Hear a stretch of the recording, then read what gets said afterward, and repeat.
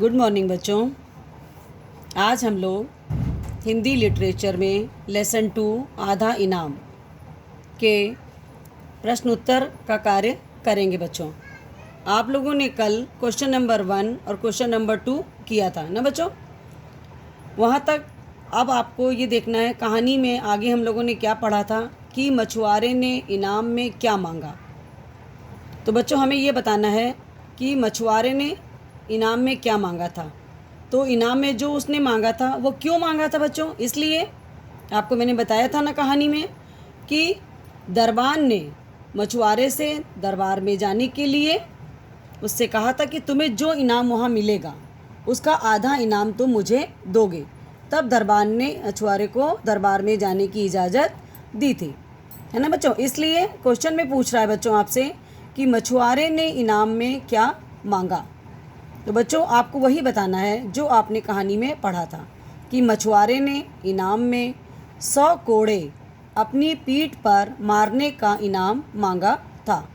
उससे क्या हुआ बच्चों, जब उसने 100 कोड़े पीठ पे मारने का इनाम मांगा तो उसका भी आधा भाग उसने किसके लिए किया था, दरबान के लिए। इसलिए उसने ऐसा इनाम मांगा कि जिससे कि दरबान की बात को वह दरबार में सामने हाजिर कर सके, अर्थात ये बता सके, साबित कर सके कि दरबान आपका कैसा रिश्वतखोर आदमी है।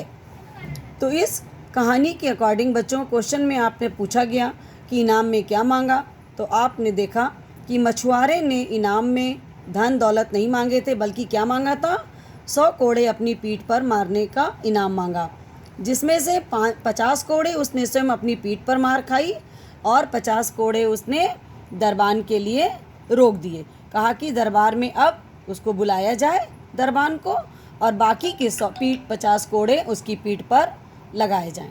बच्चों इस क्वेश्चन का आंसर आपको समझ में आ गया ना। अब आगे बढ़ते हैं हम लोग। नेक्स्ट क्वेश्चन है बच्चों, 50 कोड़े खाने के बाद मछुआरे ने क्या कहा। अभी मैंने आपको बताया ना बच्चों कि जब उसकी पीठ पर 50 कोड़े पड़ गए तो उसने कहा अब रुक जाइए, है ना, अब रुक जाइए और दरबार में दरबान को बुलाइए। अब लोग सोचने लगे कि दरबान को क्यों बुलाया जा रहा है। तब उसने बताया कि मुझे अंदर आने के लिए दरबान ने कहा था कि आपको जो अंदर इनाम मिलेगा उसका आधा भाग आप मुझे दोगे, इसीलिए मैंने इनाम में यह मांगा है और अब बाकी के 50 कोड़े आप दरबान को बुला करके उसकी पीठ पर मारिए।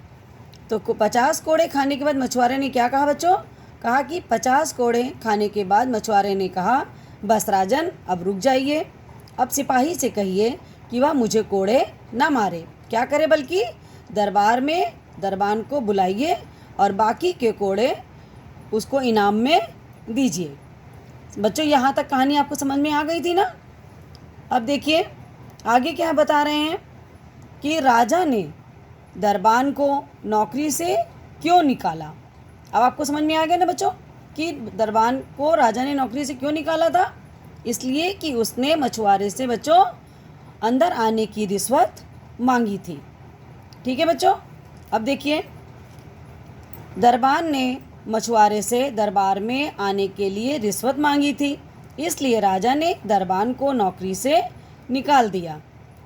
अब जब दरबान को तो उन्होंने निकाल दिया बच्चों, उसके बाद उन्होंने क्या किया था, उन्होंने मछुआरे को बच्चों बहुत ढेर सारा इनाम दिया था और उस दरबान की जगह मछुआरे को दरबान की नौकरी भी दे दी गई थी।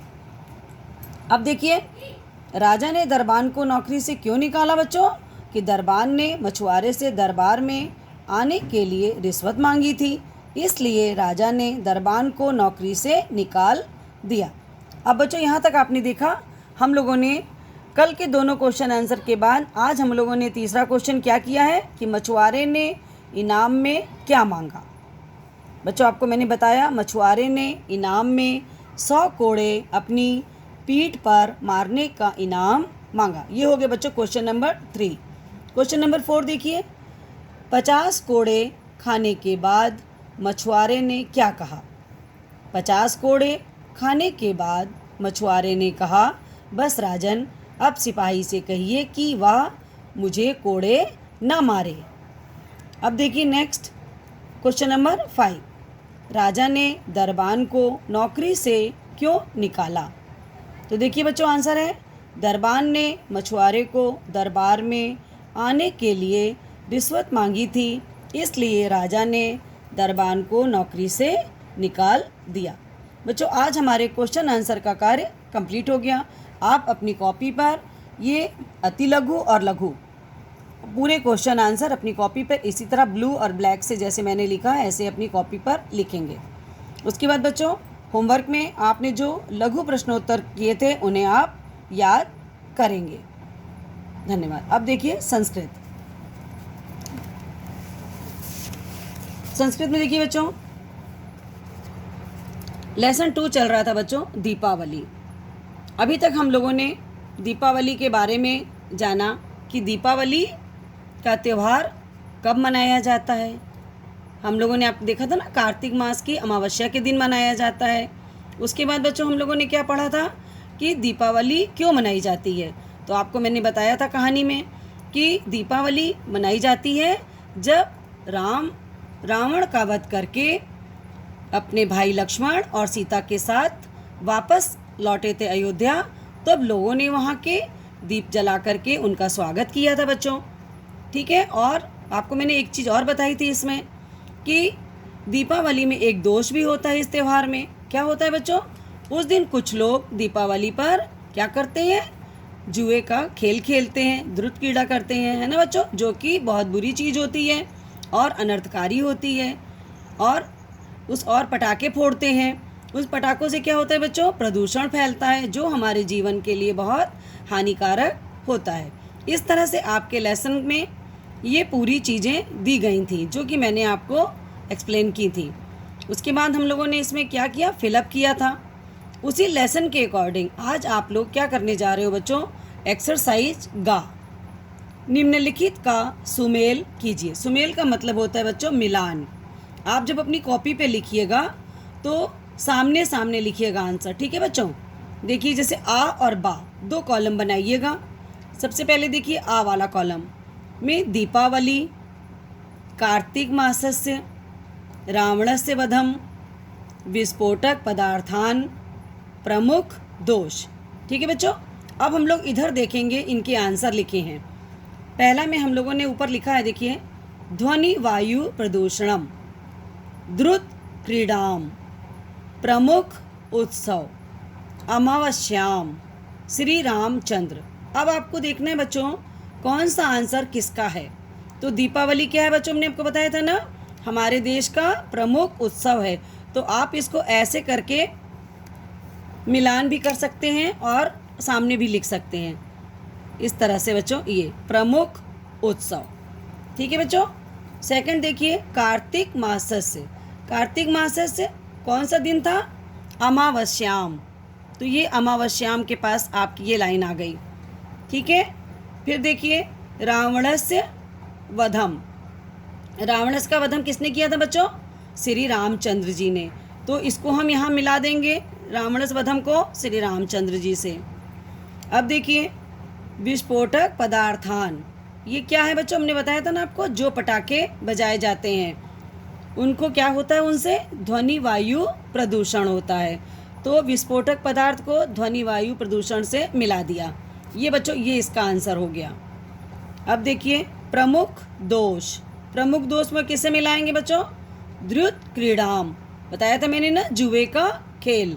तो प्रमुख दोष क्या है दीपावली का? देखिए ये हम लोगों ने द्रुत क्रीडाम से मिला दिया। अब देखिए हमारे आंसर क्या हो गए?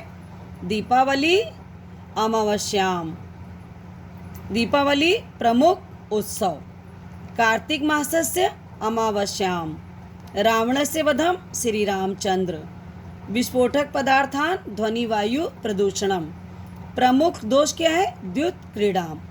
बच्चों आपको ये समझ में आ गया? इधर देखिए मैंने नंबर भी लिख दिए इसीलिए 4, 5, 1, 2, 3। ये आपके इसके अकॉर्डिंग आंसर है बच्चों। और मैंने मिलान भी कर दिया, आपको एक्सप्लेन भी कर दिया, इनका मतलब भी बता दिया। अब आप लोग आंसर जब लिखोगे तो इसके जो मैंने लाइन खींची उसको उसके सामने सामने लिख दीजिएगा कॉपी पर। ठीक है बच्चों?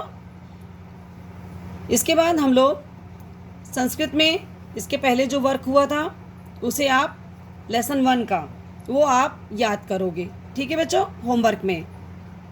होमवर्क में लेसन 1 याद करना है। ये हो गया बच्चों आपका संस्कृत भी। अब मैंने जितना बताया इतना आप कंप्लीट कर लोगे अपनी कॉपी पर। इसके आगे का वर्क हम लोग कल करेंगे बच्चों। धन्यवाद।